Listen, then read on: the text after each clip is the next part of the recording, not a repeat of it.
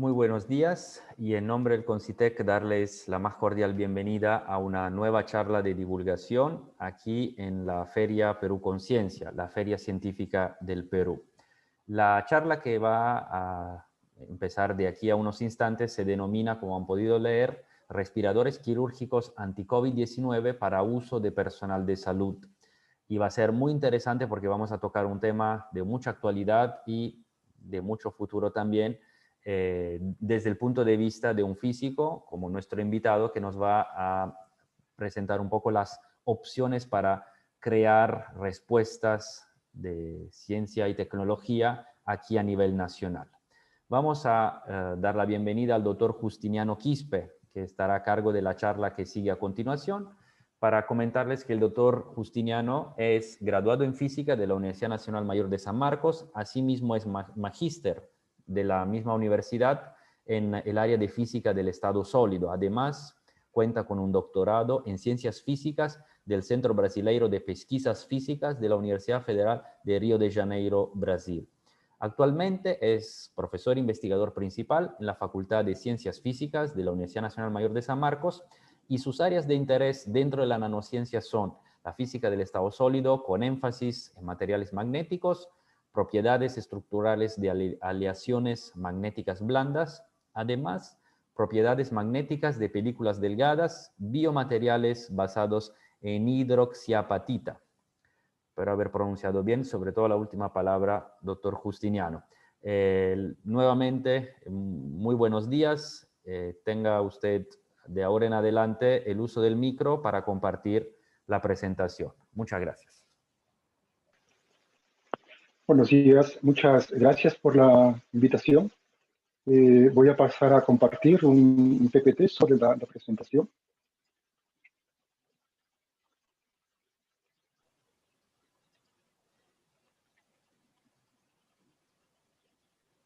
Bien, nuevamente, gracias por la invitación. Lo que vamos a tener el gusto de presentar hoy día es un trabajo de investigación denominado, como bien has dicho, respiradores quirúrgicos anti-COVID-19 para uso del personal de salud. Esta es una propuesta de parte de la Universidad Nacional Mayor de San Marcos y del Centro de Investigaciones Tecnológicas Biomédicas y Medioambientales, ¿no?, para contribuir en la lucha con esta pandemia que azota nuestro país, ¿no?, y el mundo entero.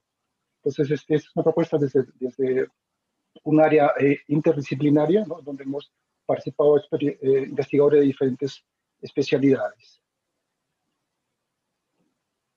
Bien. Pero primero tenemos que, antes de comenzar a desarrollar el proyecto.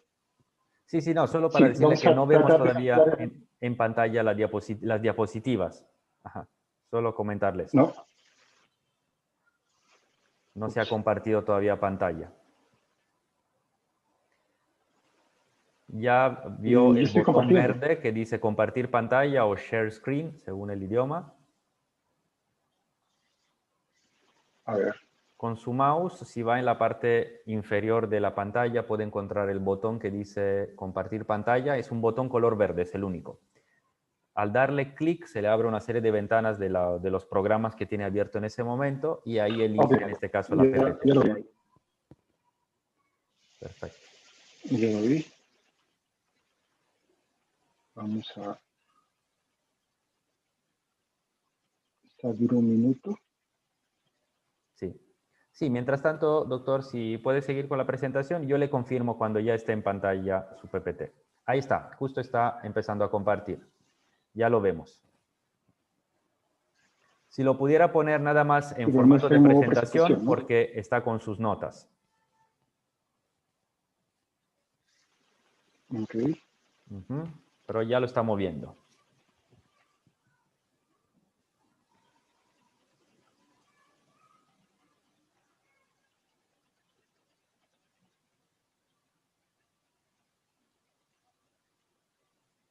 Si me informas. A ver, sí, lo vemos igual con sus notas de ahí abajito, pero ahorita ya no está compartiendo. Sí. Si puede regresar al botoncito verde y ahí lo pone en pantalla.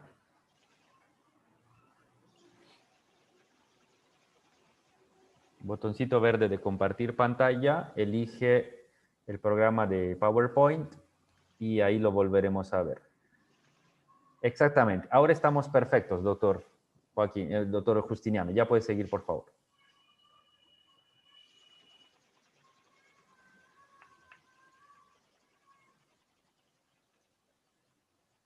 No consigo Sí, lo estamos viendo bien ahora. ok. Sí. Ya. Estaba comentando de que esta es una propuesta de parte del Centro de Investigaciones Tecnológicas, Biomédicas y Medioambientales, en conjunto con la Universidad Nacional de San Marcos, para contribuir, ¿no?, en la lucha contra esta pandemia que nos azota tanto a nivel de país como a nivel del mundo, ¿no? A ver, no está en presentación, me parece. No Seguimos consigo viendo la avanzar. lámina, que creo que es el título, ¿no? Con el nombre de la charla. No sé si pudiera avanzar. O si no, doctor, como estaba anteriormente, no importa, para aprovechar el tiempo. O sea, ponerlo en vista con sus notas, no hay problema, para aprovechar el tiempo a disposición. ¿Cambió? Si puede salir de la modalidad presentación del PPT sin salir de la presentación en Zoom, ¿no? Para que usted pueda moverse de una diapositiva a otra con facilidad.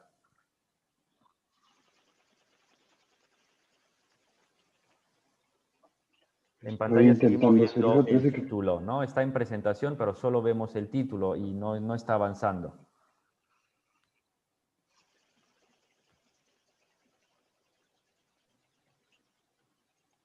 Ahora, Igual.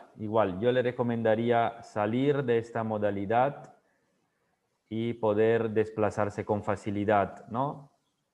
Darle ESC a su computadora sin salir del Zoom, o sea, solo ESC a la PPT y ahí moverse con las diapositivas una por una.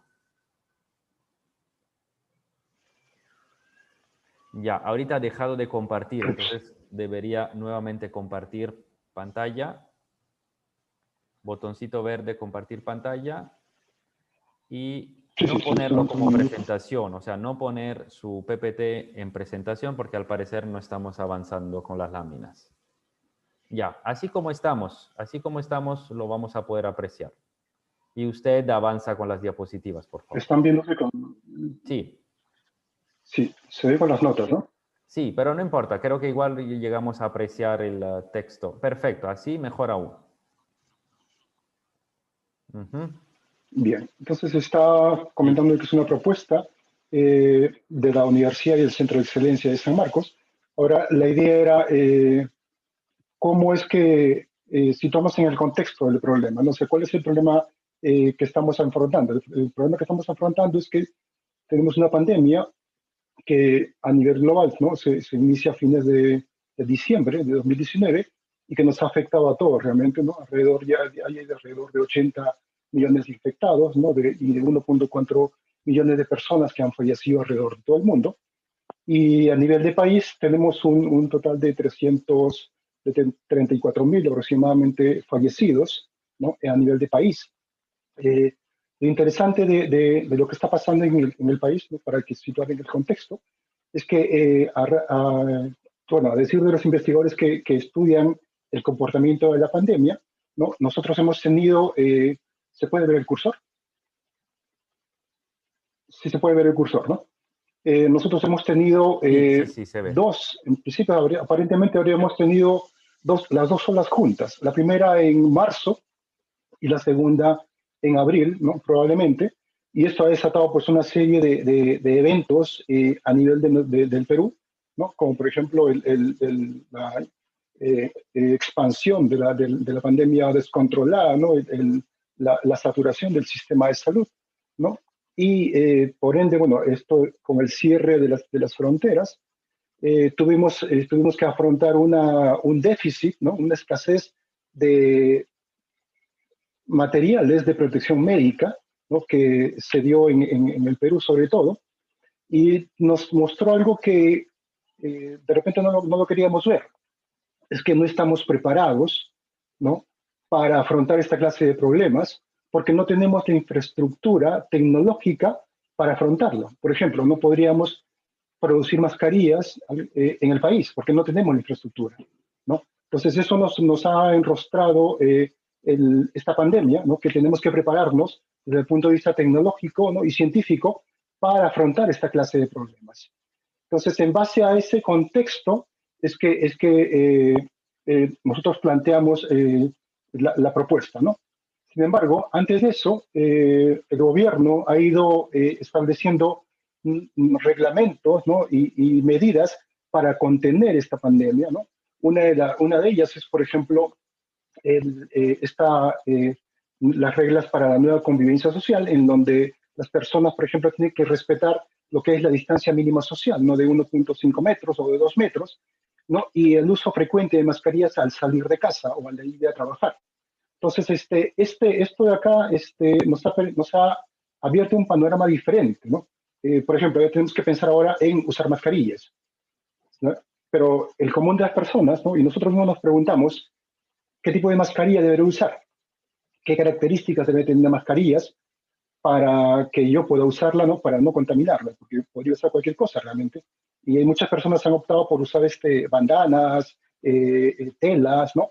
Pero ¿realmente sirve para evitar el contagio? Entonces esa es la pregunta que nos estábamos haciendo y era parte de la pregunta, ¿no? del problema que nos agobiaba. Entonces, ¿no? La pregunta es, ¿no? O sea, ¿qué tipo de mascarilla deberíamos usar nosotros? La respuesta a esa pregunta es un poco compleja, pero tenemos que entenderla en el contexto.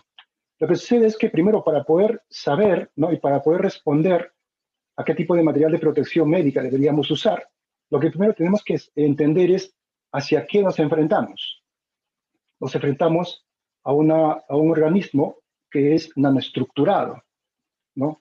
Y entonces debemos buscar soluciones que nos permitan protegernos de ese tipo de organismos con ese tipo de dimensionalidad. ¿Cómo lo visualizamos? Vamos a visualizarlo de la siguiente forma. Por ejemplo, nosotros conocemos el cabello humano, todos estamos bastante familiarizados con el cabello humano, y el cabello humano tiene en promedio 60.000 nanómetros, ¿no? O 60.000 sí, nanómetros, que es equivalente a 60 micras, ¿sí? Eso es un cabello humano promedio, ¿ok? Una partícula de polvo es 10 micras, ¿no? Es 6 veces más que un cabello humano. Un glóbulo rojo tiene está en el orden de 7 micras, o sea, vemos la dimensionalidad, ¿no? Un bacilo de bacteria, por ejemplo, esta bacteria que nos afecta mucho al Perú, esta bacteria de tuberculosis, está en el orden de 0.5 micras, que más o menos son 500 nanómetros, ¿ok? Pero el coronavirus es mucho más pequeño que todos ellos. Está en el orden de 60 a 140 nanómetros. Esa es la dimensionalidad del organismo que nos está afectando y tenemos que buscar soluciones que nos permitan protegernos de este tipo de organismo con este tipo de dimensionalidad, ¿no? Entonces, en base a eso, nos preguntamos cómo o qué mecanismos existen para protegernos mediante este tipo o contra este tipo de microorganismos. El Centro de Control de Enfermedades de Estados Unidos hace un reporte sobre los diferentes mecanismos o formas de protegerse contra partículas, por ejemplo, ¿no? Por ejemplo, si tenemos partículas grandes, ¿no? Tipo una polvareda en la calle, por ejemplo, ¿no? En donde digamos que tenemos partículas en el orden de 100 nanómetros o una micra, ¿no?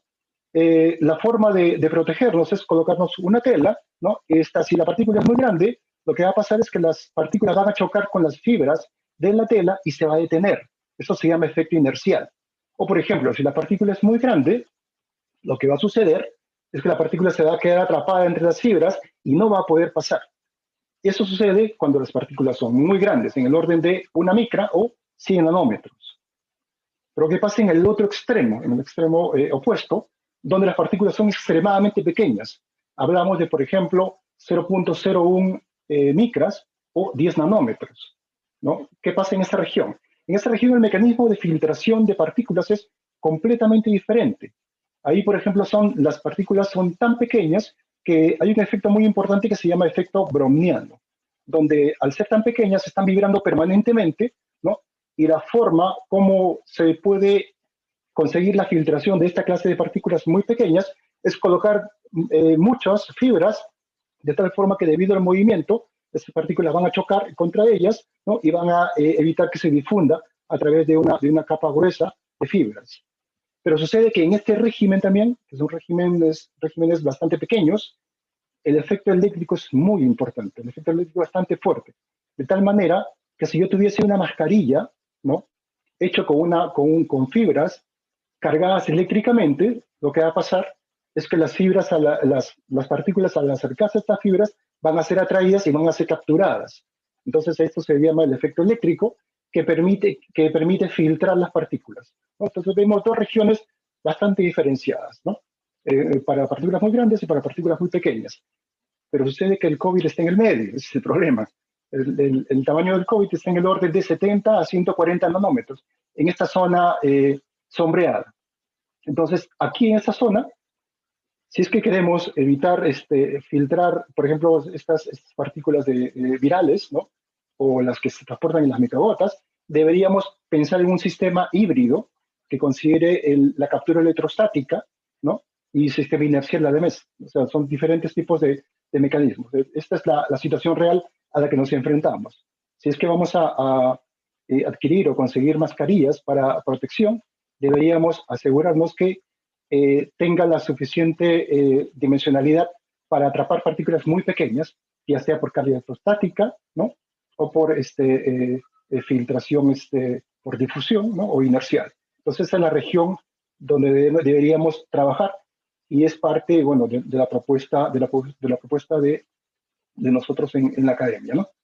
Entonces, en base a eso, nosotros planteamos lo siguiente, ¿no? Lo que sucede es que en el país no existe la tecnología para preparar esa clase de membranas, esa clase de fibras que se llaman fibras no tejidos, ¿no? Que permitan esa dimensionalidad nanométrica. Entonces, lo que teníamos que hacer, si queríamos preparar esa clase de membrana, es producir el aparato, producir estos equipos que puedan ser escalables, ¿no? Y que me puedan permitir producir membrana de tamaño nanométrico. ¿Sí? Esa es la idea de la propuesta, ¿no? Como lo comenté hace unos minutos, no existe en el país esta tecnología, es relativamente nueva. La idea también es, una vez que tienes el equipo que te permite producir las membranas, ¿no? Lo que tienes que hacer después es que validar este prototipo, ¿no? Y funcionalizarlas, darles un valor agregado, agregándole o incorporándole nanopartículas con propiedades antivirales, ¿no? Y compuestos naturales con propiedades germicidas y antivirales.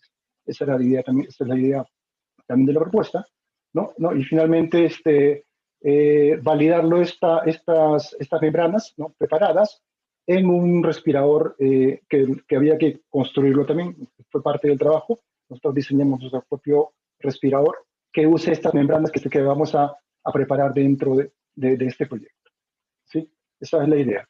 Entonces, nuevamente, el tema hablamos de nanoestructuras, nanopartículas, ¿no? Y microorganismos nanoestructurados. ¿Pero qué es eso? ¿Cómo entendemos eso? Bueno, eso lo entendemos como parte de lo que nosotros llamamos en la academia la nanociencia, ¿no? La nanociencia es un área de la ciencia que permite, por ejemplo, estudiar fenómenos físicos, químicos, ¿no? En la nanoescala, es decir, en el orden de 1 a 100 nanómetros. Y como ya hemos visto unos slides anteriores, el coronavirus es un organismo nanoestructurado, ¿no? Porque está en la nanoescala. Entonces tenemos que pensar soluciones en base a la nanociencia, ¿ok?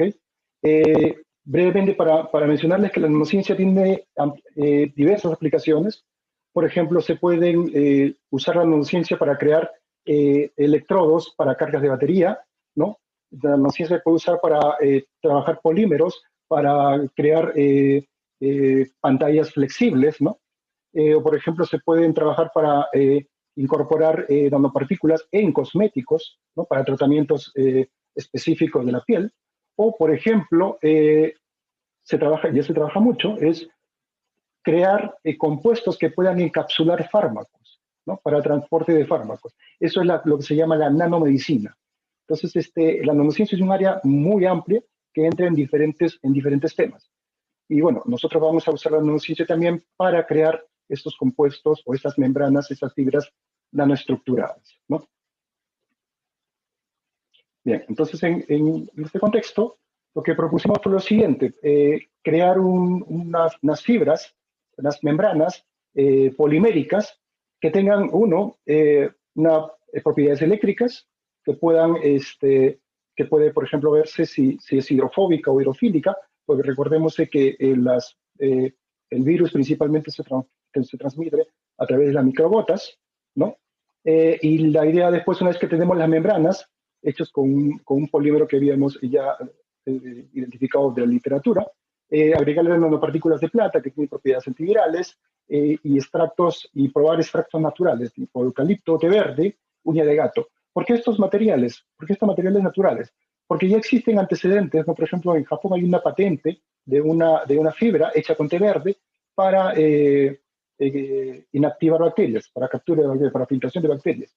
Entonces la idea era probar estos compuestos aquí peruanos que permitan mejorar las propiedades de filtración de las membranas que vamos a preparar. Entonces ese es el objetivo. Bien. Los resultados que conseguimos hasta el momento han sido varios. Primero hicimos 2 equipos de electrohilado. Uno, por cuestiones de tiempo, usted bien sabe, sabemos que tenemos que responder rápido realmente. Entonces comenzamos a preparar un primer prototipo de equipo electrohilado de mesa, bastante pequeño, donde hicimos la mayoría de las pruebas, ¿no? Este es el diseño, es el arreglo experimental que lo construimos en San Marcos, ¿sí? Esta es la membrana, es una membrana termoformable, es una membrana que una vez que lo tienes, lo puedes colocar en una mascarilla y termoformar, de tal forma que tengas ya la estructura de la mascarilla, ¿sí? La otra propiedad importantísima que estaba comentando es que sea hidrofóbica. Entonces, esta, por ejemplo, es una foto de gotas de agua colocadas sobre la membrana que hemos preparado.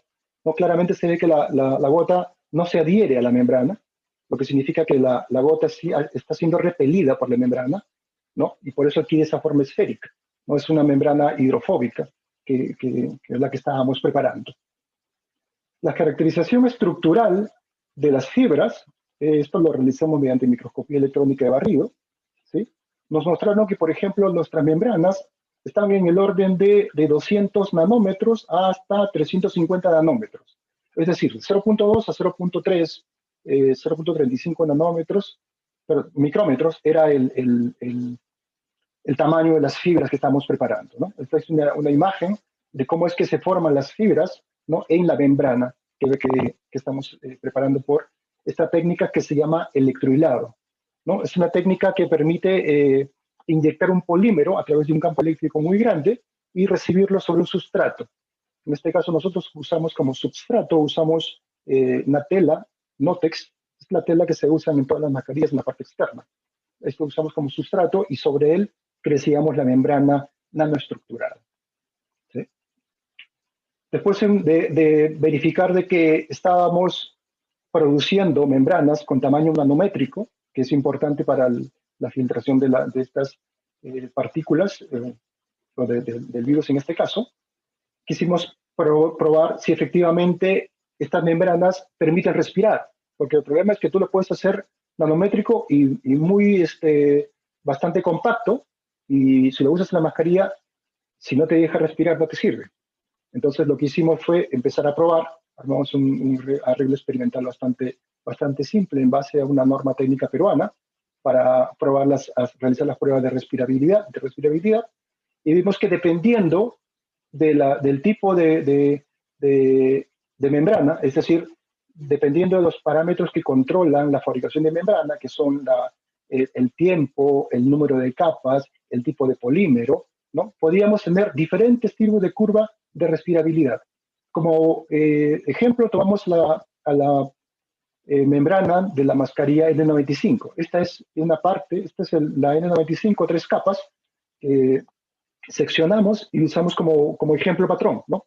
Entonces vemos que esta es la curva de respirabilidad de la mascarilla N95, ¿no? Esta de aquí sería la que es la línea roja, es la curva de respirabilidad de del nótex, del sustrato, ¿no? Y lo que vemos aquí son nuestras membranas. Entonces vemos de que dependiendo de las características, podemos acercarnos hacia las propiedades de respirabilidad de la mascarilla N95.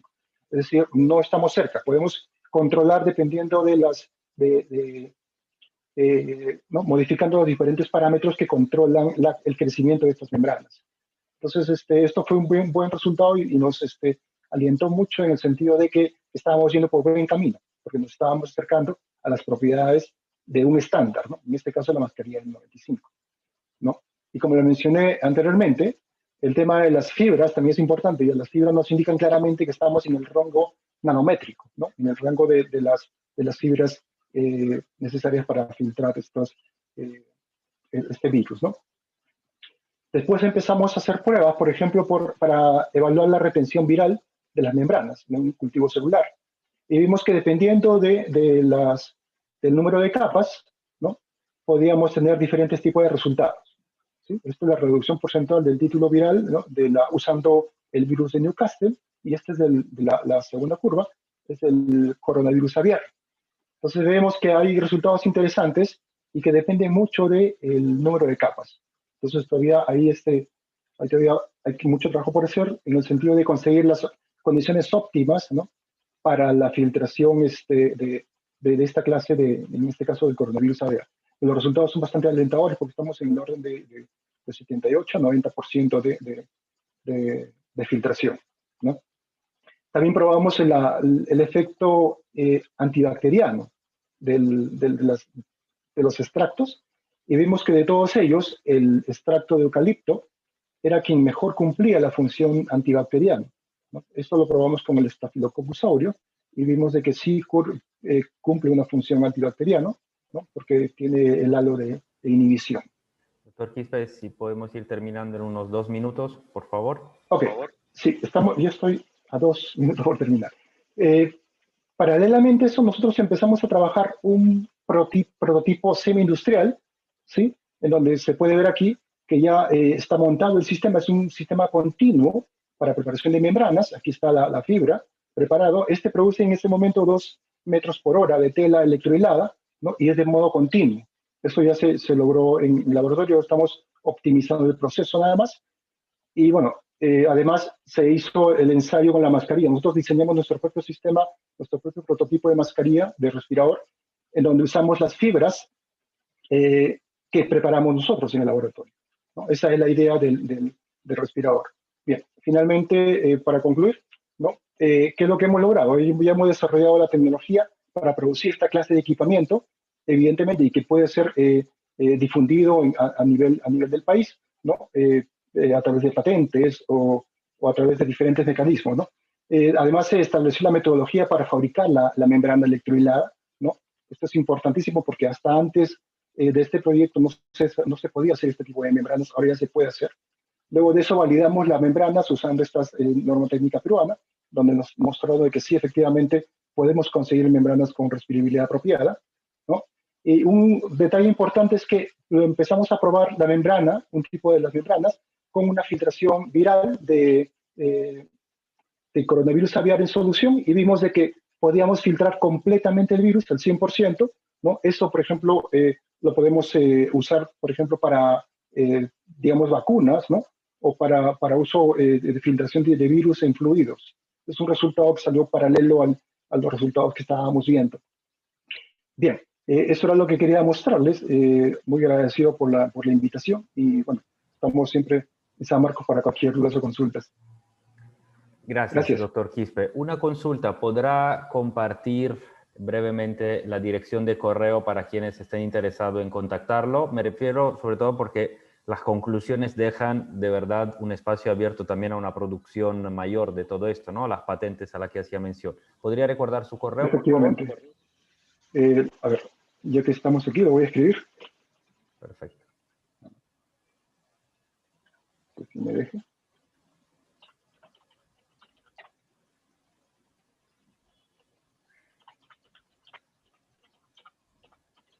Perfecto. JXPN.